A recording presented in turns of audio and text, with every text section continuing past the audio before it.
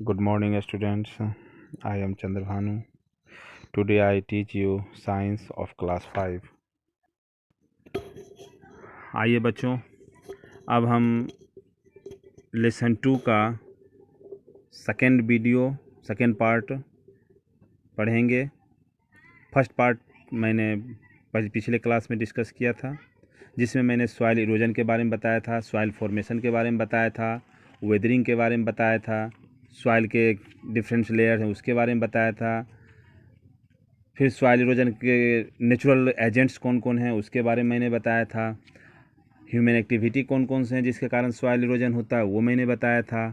अब मैं second video में आपको सॉइल कंजर्वेशन के बारे में बताने जा रहा हूँ। सो बच्चों ध्यान दीजिए कि सॉइल कंजर्वेशन है क्या। What is soil conservation? Conservation means the step taken to protect our natural environment is called conservation. Soil conservation, the protection of soil from erosion is called soil conservation. Conservation means होता है protection of natural environment. Natural environment का जो protection होता है उसके लिए जो हम स्टेप लेते हैं, उसके लिए जो स्टेप उठाते हैं उसे हम क्या कहते हैं? कंजर्वेशन कहते हैं।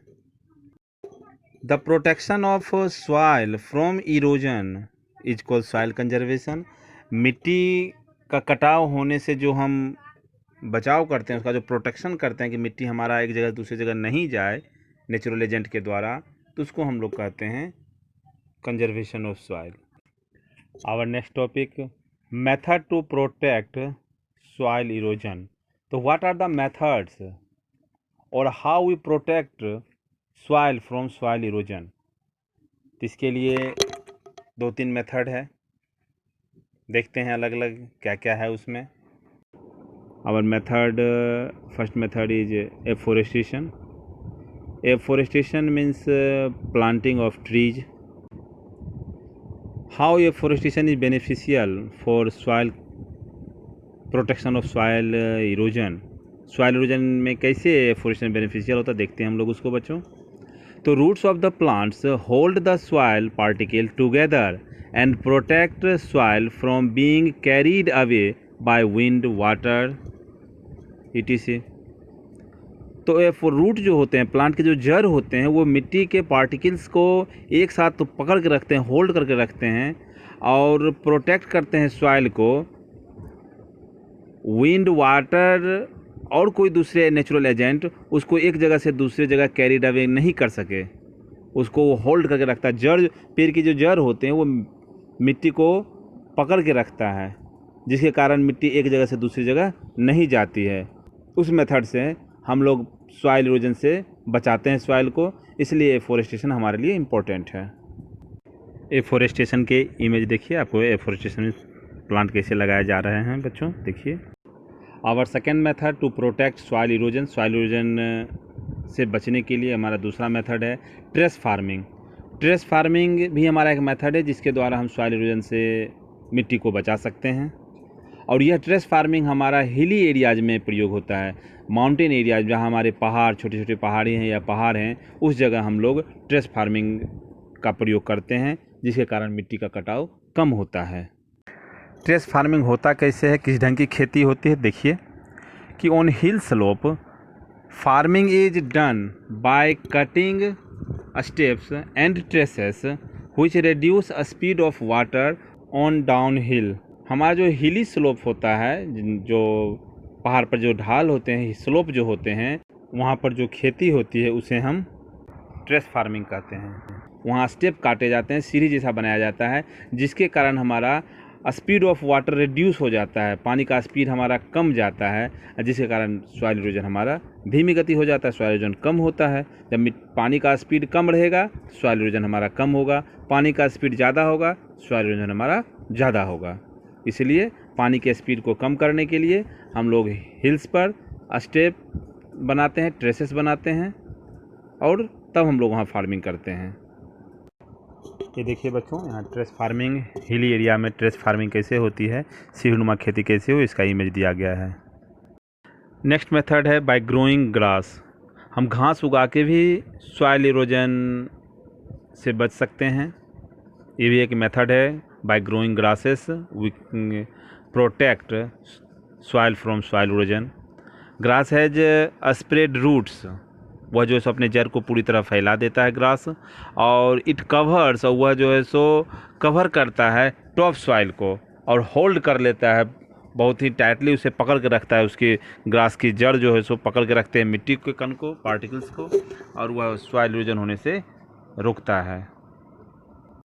ये देखिए घास कैसे उगाए गए, ग्रोइंग ग्रासेस के इमेज हैं कुछ। Our next method to protect soil erosion. देखिए हमारा नेक्स्ट मेथड क्या है जिसके द्वारा हम सॉइल इरोजन से मिट्टी को बचाते हैं। Constructing dams and embankments. Dam construct करके और एम्बांकमेंट बनाकर सॉइल को सॉइल इरोजन से हम बचा लेते हैं, सुरक्षित रखते हैं। डैम किस रूप में हमें मदद करता है सॉइल इरोजन होने से बचने के लिए? देखिए कि flood running water washes away large part of top soil. जो फ्लड बाढ़ जब आती हैं या बहुत तेज रनिंग वाटर रहता है, वह टॉप सॉइल को वॉश अवे कर देता है, बहुत लार्ज हिस्से को वह धो के अपने साथ ले चला जाता है। Dam are built on river to check soil erosion. इसीलिए उस पानी फ्लड को रोकने के लिए हम लोग डैम कंस्ट्रक्ट करते हैं। कंस्ट्रक्शन ऑफ डैम होता है, नदियों पर हम लोग डैम बनाते हैं सॉइल इरोजन को चेक करने के लिए। हमारा नेक्स्ट टॉपिक है सॉइल पोल्यूशन। सॉइल पोल्यूशन क्या है, कैसे होता है, उसके मेन रीजन, सॉइल पोल्यूशन के रीजन क्या क्या हैं, चलिए हम लोग उसको देखेंगे। Soil pollution is caused due to human activities. Human activities के कारण सॉइल पोल्यूशन होता है। तो main cause of soil pollution, soil pollution के मेन कारण क्या क्या हैं? ह्यूमन एक्टिविटी मेन कौन है जिसके कारण सॉइल पोल्यूशन होता है? तो सबसे पहले हम लोग देखते हैं dumping of solid non biodegradable waste, और सेकेंड है excessive use of pesticide, chemicals and fertilizers. Solid non biodegradable waste को जब हम धरती के अंदर गाड़ देते हैं, दफन कर देते हैं, डंपिंग करते हैं, तो वह जो नॉन बायोडिग्रेडेबल हो तो सड़ता गलता है नहीं, तो उससे भी हमारा सॉइल पोल्यूशन होता है।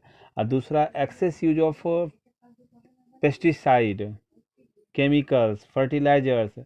अगर हम ज़्यादा पेस्टिसाइड का प्रयोग करते हैं, ज़्यादा केमिकल का प्रयोग करते हैं, फर्टिलाइज़र का प्रयोग करते हैं, उसके कारण भी हमारा सॉइल पोल्यूशन होता है।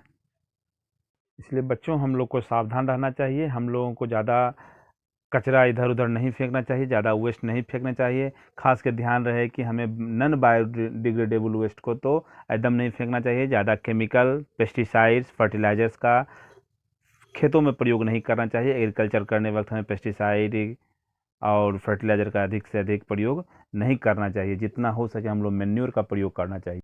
अगर हम ज़्यादा फर्टिलाइज़र का प्रयोग करते हैं तो उससे हमारी लैंड की फर्टिलिटी कम हो जाती है, मिट्टी हमारी बंजर बन जाती है, वहाँ कुछ भी उपज नहीं होता है। तो आइए बच्चों अब हम देखते हैं कि preservation of soil pollution. Soil pollution से हम कैसे बचेंगे, क्या स्टेप हम लोग करेंगे, क्या काम करें ताकि सॉइल पोल्यूशन से हम लोग बचें। Plant trees in garden and fields. Garden और फील्ड में हम अधिक से अधिक पौधे लगावें। Reduce the use of chemical fertilizers, pesticides. जितना हम कम से कम केमिकल फर्टिलाइजर्स का और पेस्टिसाइड का प्रयोग करें। Never forget the rule of 3 R's, that is reduce, reuse and recycle. 3 R's, 3 R को हम कभी नहीं भूलें। पहला हुआ रिड्यूस, दूसरा हुआ रीयूज और तीसरा हुआ recycle. And last, create awareness among children and youngsters about afforestation. जितने भी हमारे यंगस्टर्स हैं और बच्चे हैं उन सभी में एफोरेस्टेशन के बारे में उन सभी को जानकारी दें, उनको जागरूक करें कि एफोरेस्टेशन से हमें क्या फ़ायदा है।